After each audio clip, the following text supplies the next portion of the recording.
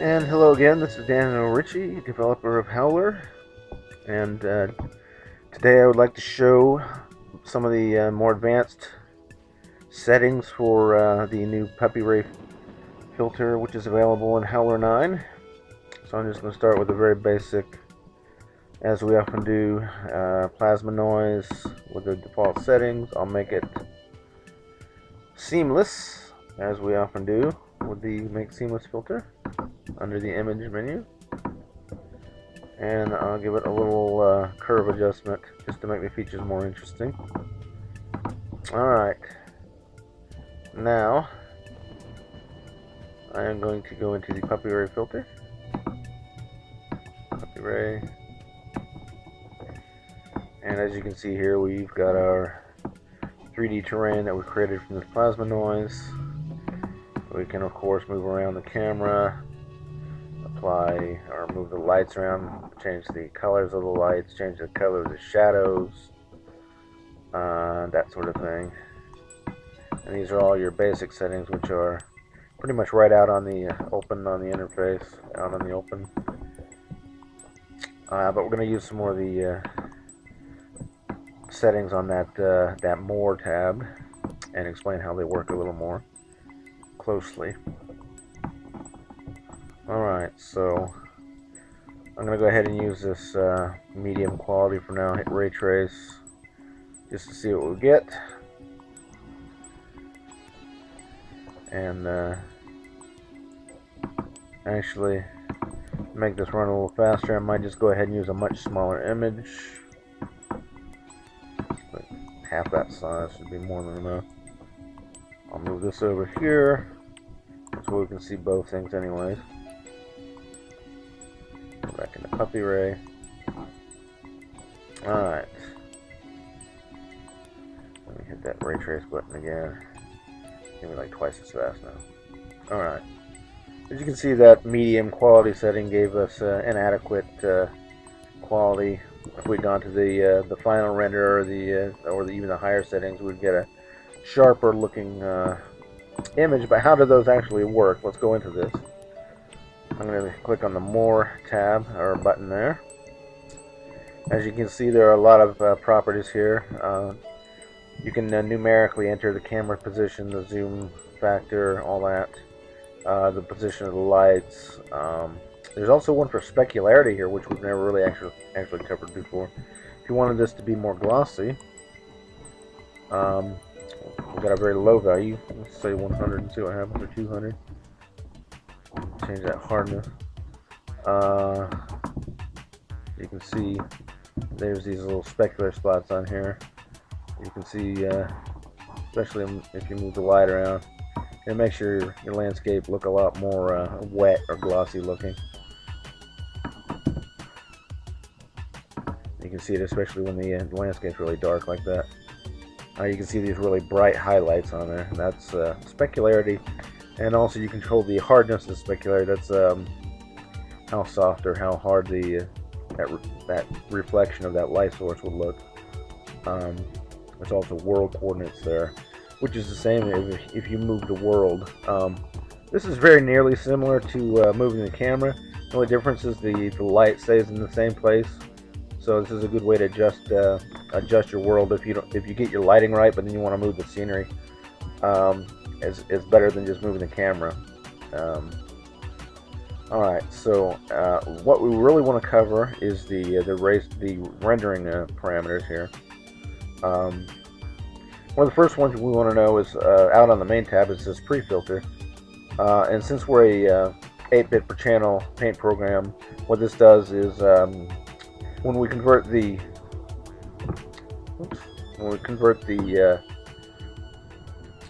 image into a height map, it is converted into floating point, and this applies a sort of a box filter, sort of a blurring filter to the sort of as if it were an image. It would be blurrier, but that helps reduce the stair stepping that's part of the 8-bit.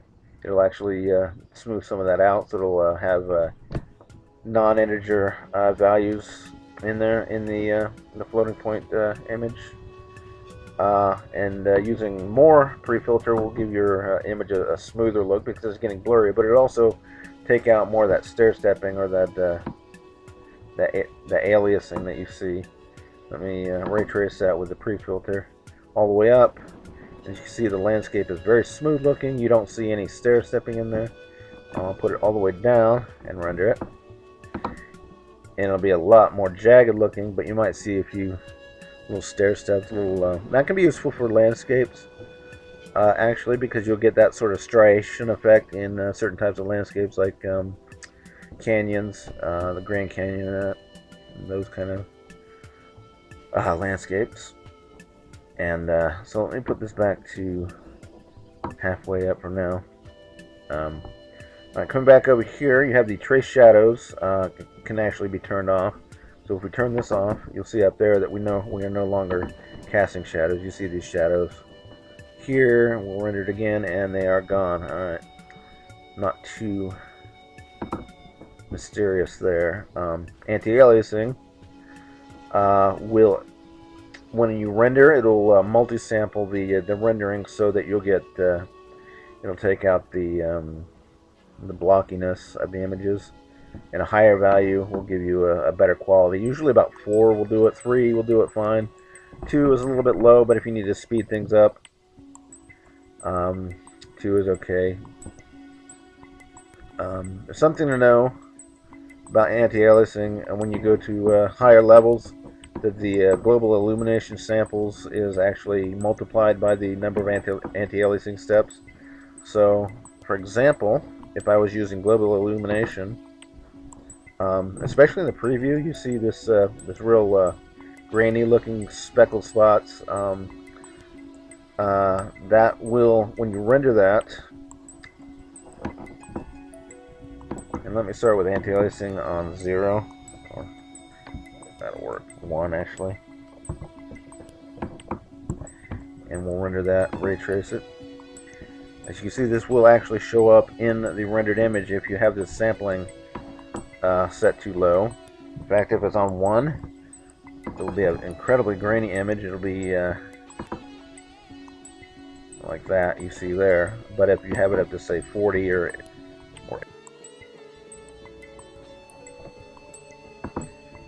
as I was saying, if you put the global illumination samples up to a higher value, I'll try 20 here, it will start to smooth out this quite a bit, really. That's 20. Usually about 40 is a pretty good value. But it depends on your anti-aliasing steps, because the global illumination is multiplied by the number of sampling steps in the anti-aliasing. So say if I put that to 4, I should be able to reduce this by 1/4, which would be 5, and I should get more or less the same quality here, but the anti-aliasing would be higher. So these little artifacts you see around sharp edges especially are going to be greatly improved. So it's sort of like getting a higher quality image. Not quite free, but it's somewhat optimized, and it's going to take longer because anti-aliasing does take a while.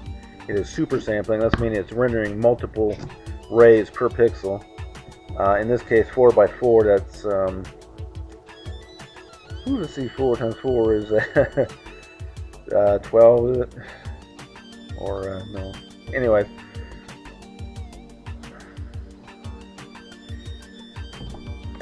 Anyways, it's running that many samples per pixel, so it is going to take longer. But knowing that you'll get a higher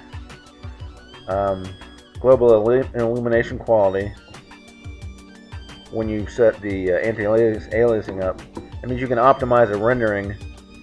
Say you want a real high quality image, and you know you want that higher anti-aliasing, then you can actually reduce the global illumination samples if you go to a higher anti-aliasing quality. And that's again a good example right there. We just rendered that, and you can see it's not completely eliminated, but if I put this up to 10, that would probably almost completely have eliminated that graininess in there.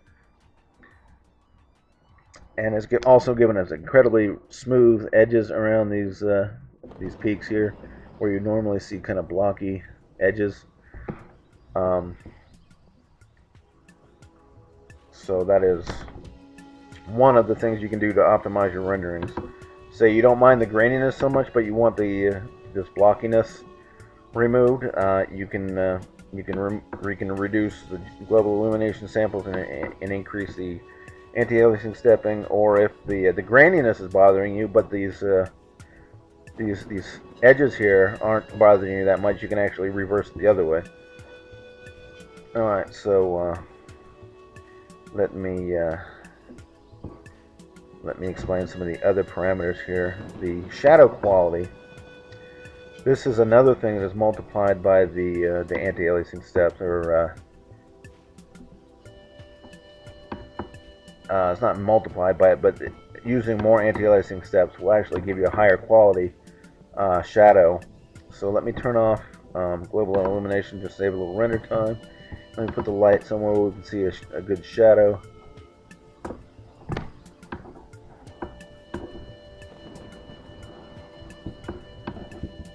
Alright, so we're looking at these shadows coming off these peaks here. Let me put the AA step down to 1 and render that. Alright, as you can see, we get these somewhat soft shadows, but they're pixely. You can actually get a higher quality, sharper shadow if we set that to a lower value and ray trace it. It becomes a much sharper, more accurate shadow. But sometimes you might want a soft shadow. So, say I put that on 12, and you'll see you'll get this really soft shadow. But the problem being, it's pixely and it's grainy looking. So if we turn up this anti-aliasing to say 4, this will actually give us more samples in this shadow. So you get more levels of gray in there. And let's see what that does.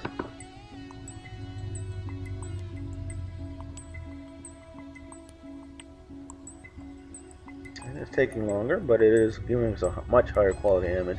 As you see there, those shadows suddenly went very realistic looking. They're very soft, but they're also very smooth looking. As you see, the graininess is reduced to almost nothing.